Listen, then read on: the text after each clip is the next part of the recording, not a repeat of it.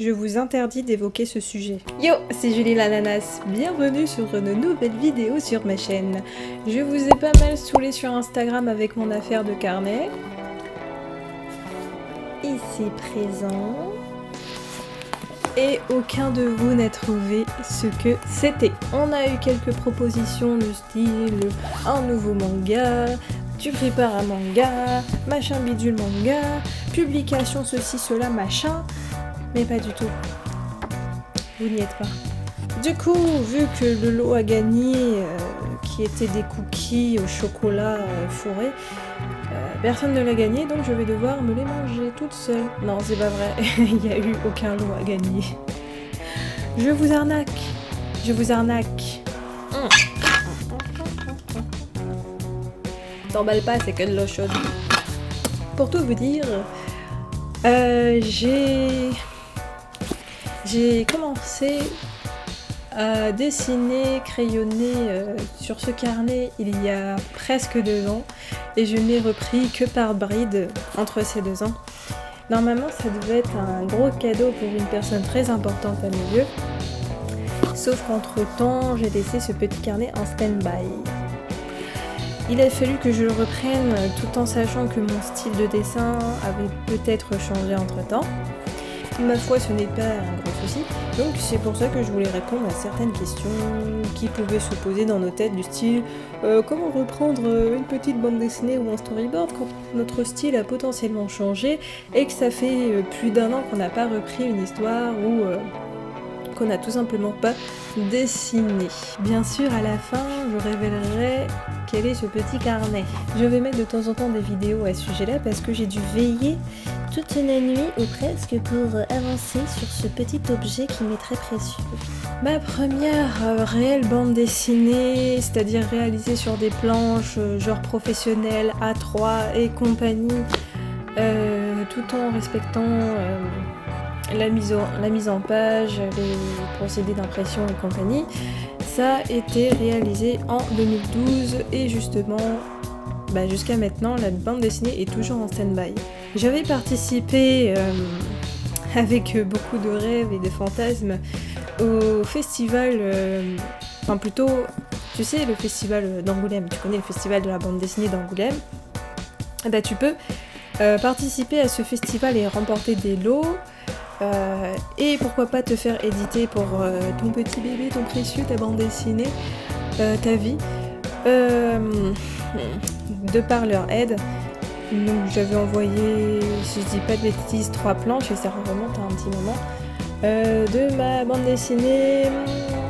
J'en parlerai peut-être une autre fois, mais pas tout de suite. Enfin, cette BD, je pourrais en parler que quand elle sera sortie véritablement parce qu'il y a des sujets sensibles que j'évoque là-dedans et je n'ai pas forcément envie qu'on me les pique.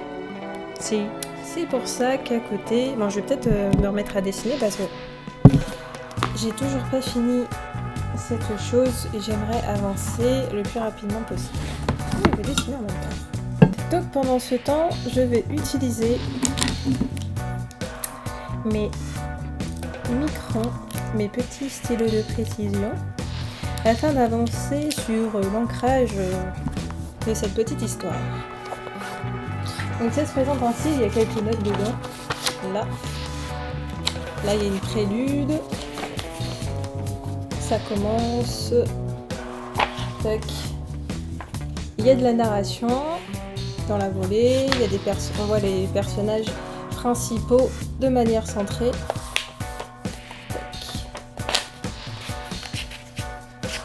Beaucoup de blabla, beaucoup de narration.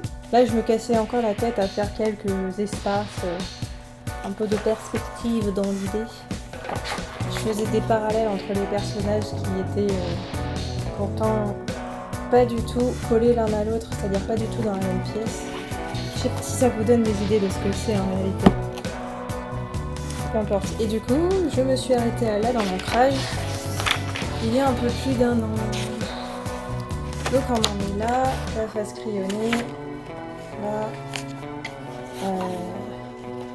blablabla, blablabla, et là en fait j'ai imprimé des choses. On en est là à peu près. Donc je vais faire ma phase d'ancrage en même temps de discutarier avec vous et de manger un peu de chocolat. Très fin ce chocolat industriel. J'aime beaucoup. J'ai pris du 0,3, 0,5 et 0,8. Et je pense que je m'en sortirai largement avec ça. Alors, reprenons. Ah, c'est facile. Ah, le chocolat, ça me déconcentre. Reprenons par rapport à la toute première bande dessinée et le fait que j'ai participé à ce concours. Je n'ai absolument pas remporté ce concours. Et pourtant, mon histoire... Je sais que mon histoire était très, très intéressante. Et je dis pas ça parce que c'est mon histoire. Mais plutôt que ça évoque des sujets assez tabous par rapport à ma communauté, par rapport aux personnes qui ont la même couleur que moi, qui ont le même vécu, plus ou moins la même vie. C'est-à-dire les populations un peu oubliées de la France.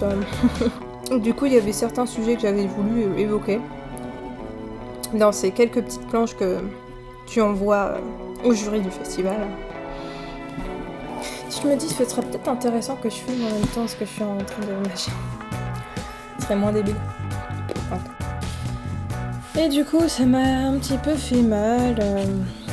J'ai des amis qui ont dû me réconforter suite à cet événement parce que moi j'y croyais, tu vois. Je me suis dit que j'allais potentiellement avoir un petit lot parce que mon trait n'est pas dégueulasse, parce que j'avais un sujet assez sensible sous la patte à raconter et je me suis dit que ce serait très très très intéressant de divulguer ça et de faire en sorte que ça puisse être sorti dans les librairies et que sais-je, mais apparemment non, ça n'a pas été à la hauteur du jury. Donc après je me suis dit bon vas-y, je vais tenter de sortir cette bande dessinée de mon côté. Et jusqu'à maintenant je l'ai toujours pas terminée et j'ai encore plein d'autres idées dans la cabessa. Et je les ai toujours pas sorties, mes petites BD. À chaque fois je vais dans tous les sens, je divague. C'est ça quand tu es une créa, t'as tout le temps plein d'idées et t'arrives pas à te cadrer, t'as envie d'être 10 personnes en même temps pour pouvoir faire tes créas comme tu le souhaites. Et bon, ce n'est pas le cas.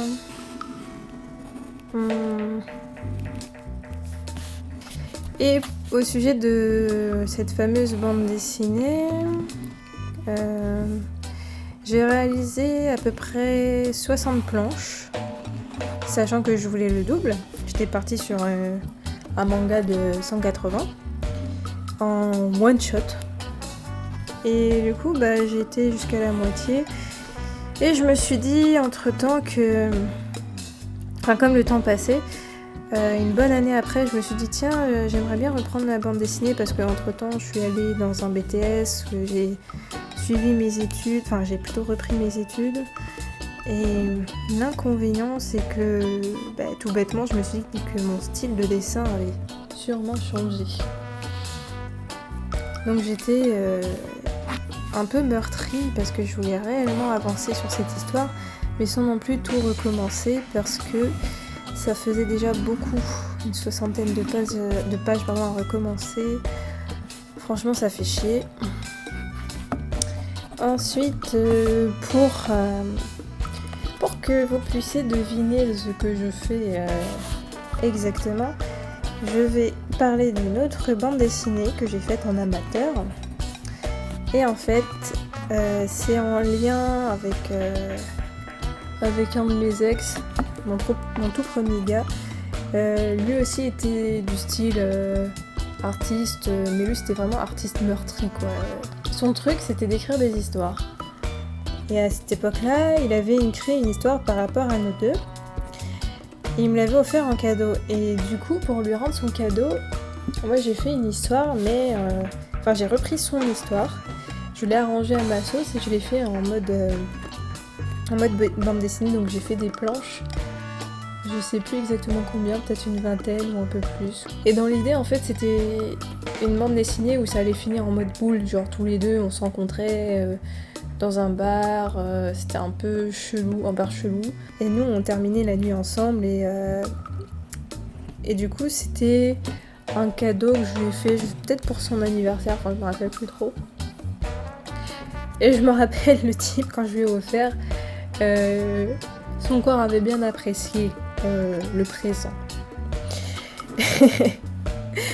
Et ça fait que je me suis pas mal éclatée à réaliser cette petite bande dessinée. Donc voilà, le gars là avait apprécié beaucoup. Et c'est de là qu'est m'est venue cette petite habitude que j'ai de réaliser des présents très particuliers pour les personnes que j'apprécie énormément. Du coup, j'ai réitéré l'expérience plusieurs années plus tard, en 2015 ou 2016, je sais plus. Je crois que c'était en 2016. Et j'avais acheté un carnet. Et il y avait un type que j'appréciais beaucoup, mais bon, c'était pas réciproque. Je sais pas, j'avais eu un énorme coup de foudre envers lui. Je me demandais pas pourquoi. Des fois, la vie. Et ça fait que... Mais vraiment, c'était fort et j'avais pas envie de garder ça pour moi. Quand je kiffe quelqu'un, j'ai envie de lui dire en fait, tout simplement. Et du coup, je savais pas trop comment lui dire, sachant que j'étais pas sûre qu'il ait lui aussi les mêmes sentiments par rapport à moi et tout ça. Du coup, je me suis lancée dans l'expérience de lui avouer mes sentiments à travers un carnet illustré. Et ce petit carnet illustré, au final, je l'ai gardé. Parce que j'ai compris très vite que le type n'était pas du tout intéressé. Et heureusement que je n'ai pas eu l'occasion de lui offrir ce présent. Je pense que j'aurais eu la honte de ma vie. Comme quoi, des fois, il ne faut pas toujours tout dire. Surtout quand on connaît pas les gens. Ce que je suis en train de faire, 1, 2, 3, sur ce que je suis en train de faire actuellement, purée, je ne sais plus parler. C'est un présent. C'était censé être un cadeau pour les 1 an avec mon copain. Et finalement que j'ai mis de côté, j'avais plus trop le temps de m'en occuper. Et comme ces 25 ans sont passés récemment, je me suis dit que j'allais lui terminer ce carnet et le lui offrir. J'ai veillé jusqu'à très tôt le matin pour terminer ce présent, sachant que je ne l'avais toujours pas terminé, donc j'ai pas pu lui offrir durant la grande fête d'anniversaire, préparée en compagnie de toute sa famille. Et ça m'a un peu fait chier, du coup je me suis dit, purée, je me suis cassé le cul pour rien. J'ai fait une nuit blanche pour rien.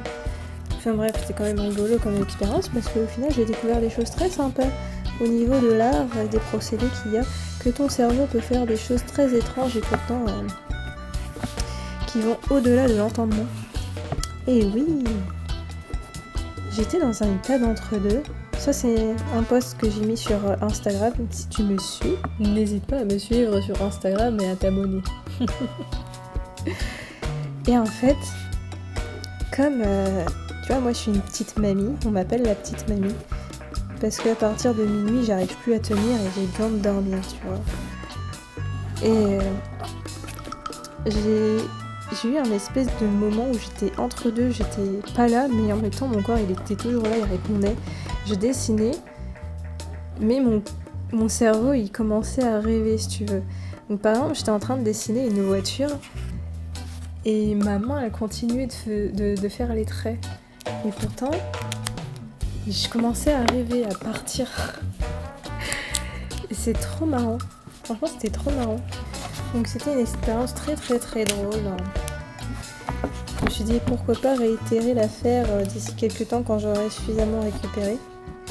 Et me faire des petites expériences comme ça en mode je dessine la nuit et je vois dans quel état ça me met. C'est très rigolo. Faites les gens. Tester des choses. Même si on vous trouve bizarre derrière, c'est pas grave, c'est vous qui allez réussir. En fait, je cherchais une façon originale de dire à une personne que je l'apprécie beaucoup. Et vraiment, il faut que cette personne elle soit réellement importante à mes yeux pour que je lui offre ce genre de présent. Parce que je vais pas me casser la tête à faire des bandes dessinées comme ça à tout va, ça prend énormément de temps et d'énergie. Faut vraiment que la personne elle compte énormément pour moi pour que je lui réalise un carnet illustré. Donc soit une bande dessinée, là ça se présente en un carnet style bande dessinée. Après aussi, on peut aussi avoir le carnet illustré qui est, ma foi, beaucoup plus intéressant. Le mien il est entre les deux. Au début je faisais plus de la BD et sur la fin c'est devenu davantage un carnet. Enfin non, ça reste un peu BD, mais j'avais un autre carnet où ça faisait vraiment illustré. Quand je dis illustré, c'est on se focus vraiment sur les personnages, genre les lieux on s'en fout. Parce que c'est vraiment ce qui est moins important dans le délire. Et illustré, c'est-à-dire que tu vas écrire des phrases, ce que tu penses de la personne, ce que tu penses toi, de toi, enfin peu importe, au sujet de ce que tu veux. Tu vas davantage écrire, même des petites phrases dans le genre dicton, tu vois, comme ce qu'on trouve sur Facebook et compagnie. Et tu vas faire un dessin qui va prendre le milieu de la page ou bien un coin, où tu veux. Et vraiment c'est un petit truc, c'est pas genre bande dessinée, tu fais des bâtiments, tu fais des paysages et compagnie. Non, c'est vraiment un truc hyper méga simplifié. Vraiment tu simplifies la chose. Il va faire un petit dessin là ou là, tu vas faire des yeux, tu vas faire une bouche, tu vas faire une tête avec une expression, tu vas faire toi en mode chibi, je sais pas. Et ça va être comme ça sur tout le carnet, des phrases avec des images histoire d'illustrer rapidement tes propos. Et j'aime beaucoup l'idée du carnet illustré par rapport à la bande dessinée. En tout cas quand c'est l'histoire d'offrir des choses. Et là, j'ai mis... Donc là, ça se présente en plusieurs chapitres. Une prélude et des chapitres. Et dans celui-ci, le chapitre 3, j'ai mis au moment où on commençait à discuter ensemble avec mon gars. Et j'ai mis, comme on s'est connus par internet, j'ai mis les toutes premières conversations qu'on a eues. Donc c'est moi qui l'ai abordé sur un site dont je tairai le nom. Et du coup, j'ai commencé par... Attention, la meilleure façon de draguer un mec qui vit à la campagne.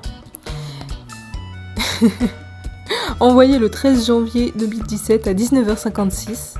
Yo l'ami, t'as des poules ? Je trouve ça super mignon. Et lui qui répond à 21h37. Salut, non pas encore, je suis en pleine installation en fait, merci. Ta description est sacrément barrée, c'est génial. Donc bref, tout ça c'est...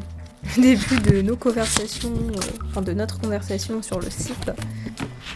Je pense que c'est quelque chose qui peut réellement faire plaisir à une personne et que même si, sait-on jamais, la vie fait que on se retrouve à ne plus fréquenter cette personne, à ne plus la voir, dans tous les cas elle aura un souvenir magnifique à votre égard et c'est une chose à laquelle je tiens réellement.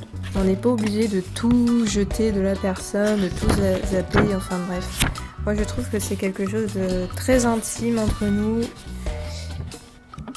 et que j'ai réellement envie d'offrir, même si moi forcément j'aurais plus carnet. Je prendrai quand même quelques photos avant de me filer, sait-on jamais, mais je serais énormément comblée de pouvoir offrir ça, que ce soit à mes amis ou comme je vous l'ai dit aux personnes que j'apprécie réellement. Faut pas que la personne te trouve bizarre non plus, parce que faire toute une BD entre vous, voilà... y a des gens, si t'es pas sûr de toi, voilà, ne le fais pas. C'est pour ça que j'ai décidé de pas donner l'autre BD dont je parlais.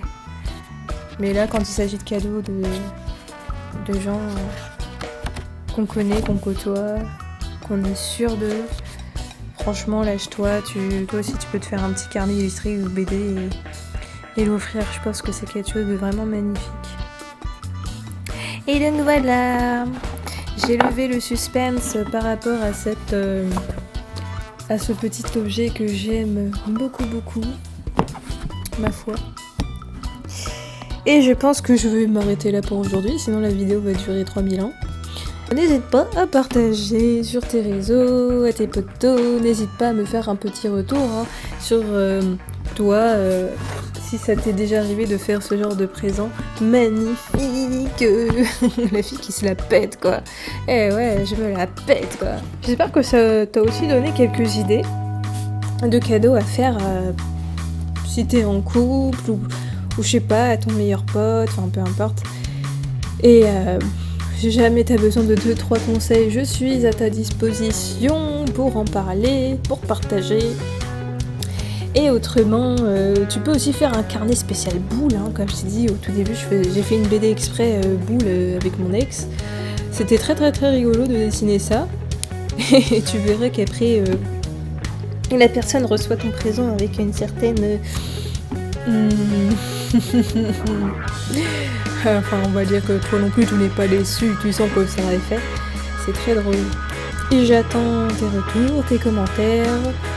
Et bah écoute, on se dit à la semaine prochaine pour un podcast, une nouvelle vidéo. Au revoir. Allez, je te fais plein de bisous. Bye bye.